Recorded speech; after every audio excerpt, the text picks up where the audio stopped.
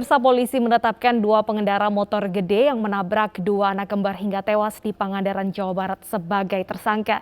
Sebelumnya, upaya damai dengan memberikan santunan kepada orang tua korban tidak menghentikan proses hukum kepolisian.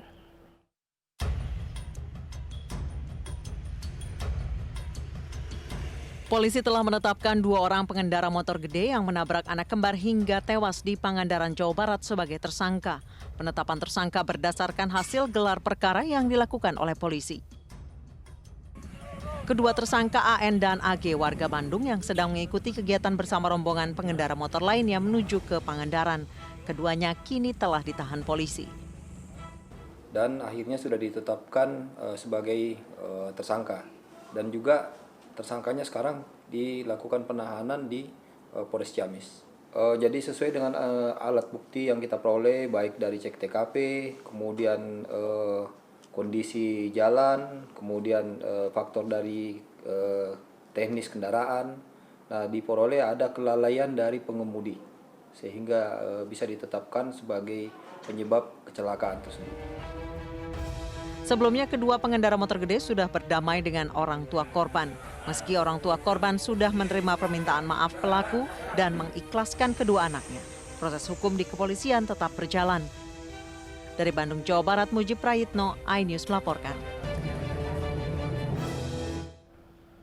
Untuk mengetahui informasi selengkapnya terkait dengan penetapan tersangka pengendara motor gede yang menabrak anak kembar, sudah bergabung bersama kami Kabid Humas Polda Jawa Barat, Kombes Pol Ibrahim Tompo.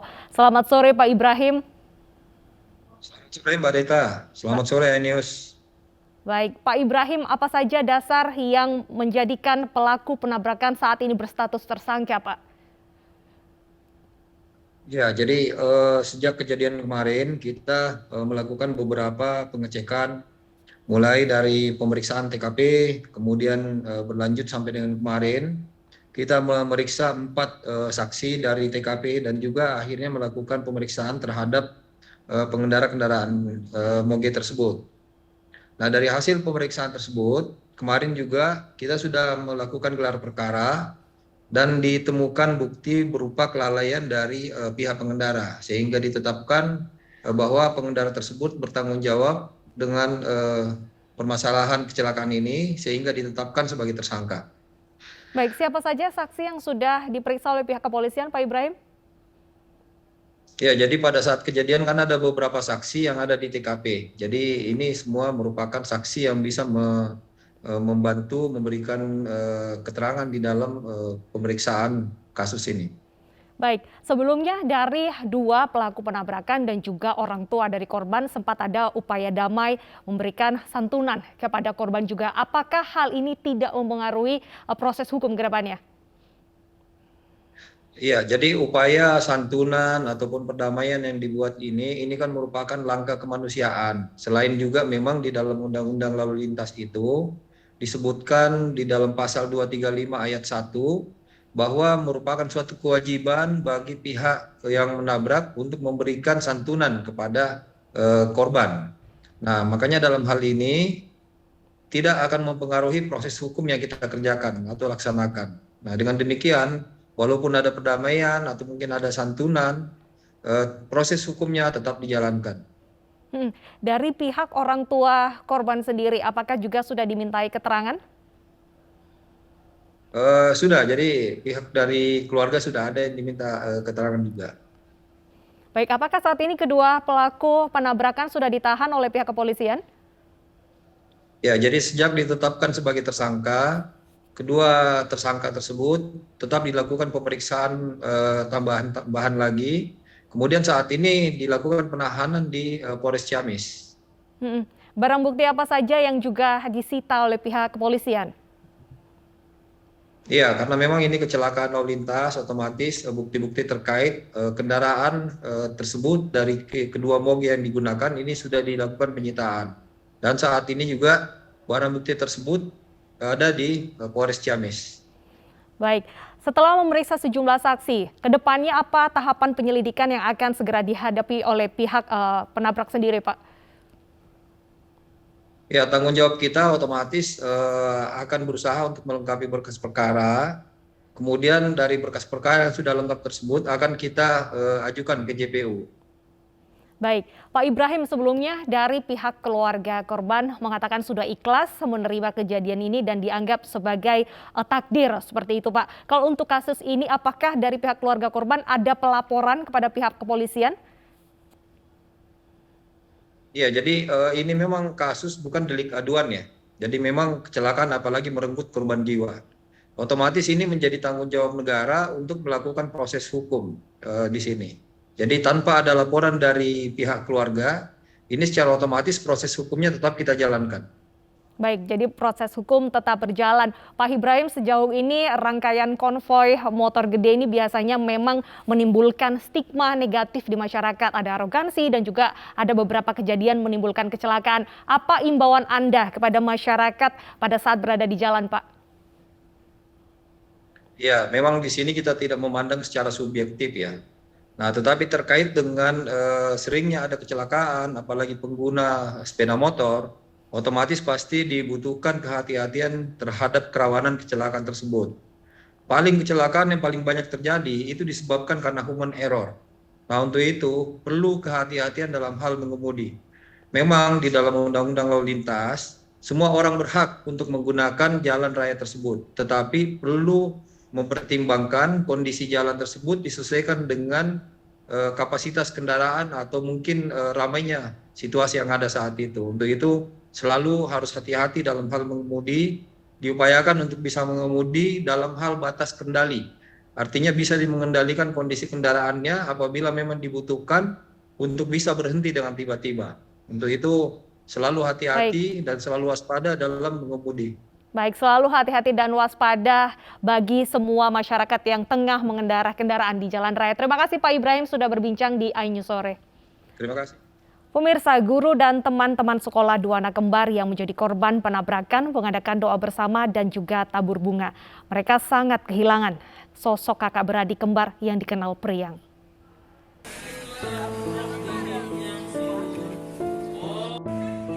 Meninggalnya bocah kembar Hasan dan Husein meninggalkan rasa duka yang mendalam bagi keluarga, guru, hingga teman-teman sekolahnya. Guru-guru bersama para murid menggelar doa bersama di halaman tempat Hasan dan Husein belajar di SDN 3 Tunggilis, Kecamatan Kalipucang, Kabupaten Pangandaran, Jawa Barat. Setelah berdoa bersama, mereka menaburkan bunga di lokasi tempat Hasan dan Husein menghembuskan nafas terakhirnya. Menurut wali kelasnya, Hasan dan Husein tidak dapat dipisahkan. Bahkan di dalam kelas pun mereka selalu ingin duduk berdua. Cuma itu saya memandikan kedua anak itu, saya memandikan, saya nggak nangis. Alhamdulillah saya nggak nangis waktu memandikan. Tadinya saya mau ikut tapi udah sampai ke makam. Kalau ibunya sih nggak sadar-sadar. Dari kejadian sampai anak dibawa ke makam, dia nggak sadar gitu. Selama 38 tahun saya bersama saya. Baru sekarang saya ditinggal anak ini. Siapa sih yang kehilangan sekaligus dua gitu, saya juga tidak bisa berkata-kata. Semoga Allah memberikan dia kekuatan baik mental, baik fisik. Pihak sekolah yang merasa sangat terpukul berharap kedepannya pengendara bisa memperhatikan rambu-rambu, terutama di zona selamat sekolah agar kejadian serupa tidak terulang. Dari Pangandaran, Jawa Barat, Irfan Ramdiansyah, iNews melaporkan. Kecelakaan lalu lintas yang melibatkan motor gede menewaskan sepasang anak kembar di Pangandaran, Jawa Barat pada Sabtu 12 Maret lalu. Meski pengendara moge dan juga orang tua korban sudah berdamai, proses hukum tetap berlanjut.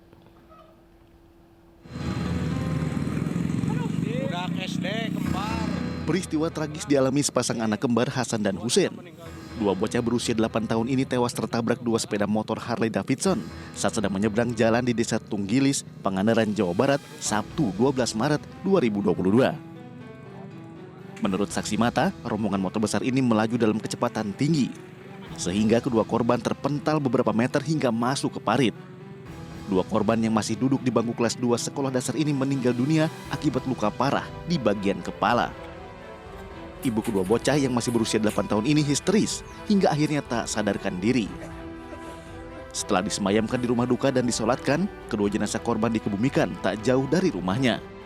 Pihak KDCI pun hadir dalam pemakaman ini.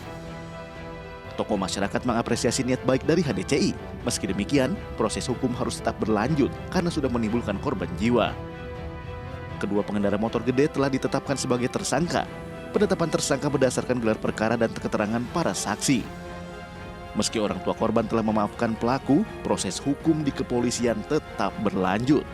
Dari Pangandaran, Jawa Barat, Irfan Ramdiansyah, iNews melaporkan.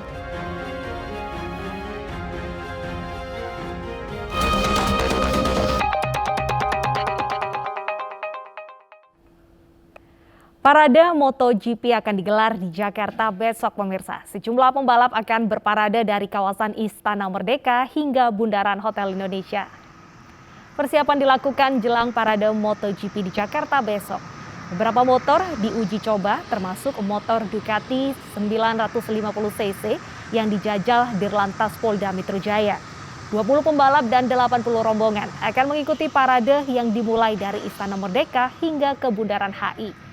Pengaturan lalu lintas juga disiapkan dari pukul 10 hingga 11 siang.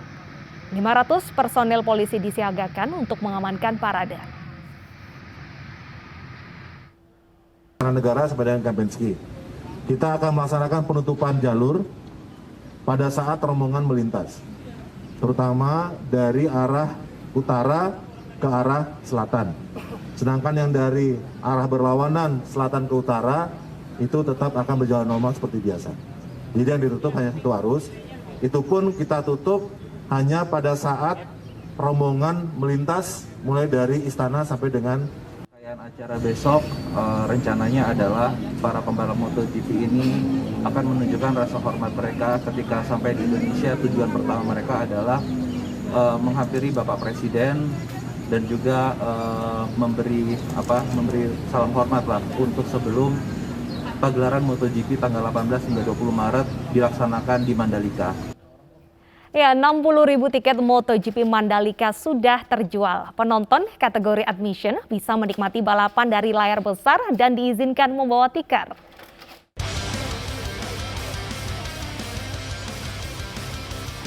Kurang dari 2 minggu event berlangsung, tiket MotoGP untuk hari ketiga 20 Maret mendatang sudah habis terjual.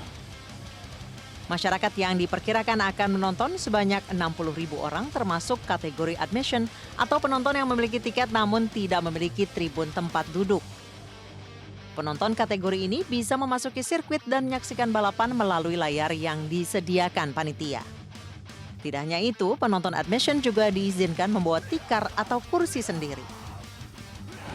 4-5 hari yang lalu kami confirm akan menyediakan 5 LED besar yang dapat ditonton oleh masyarakat di dalam inner ya. Jadi dari inner bisa lihat beberapa LED.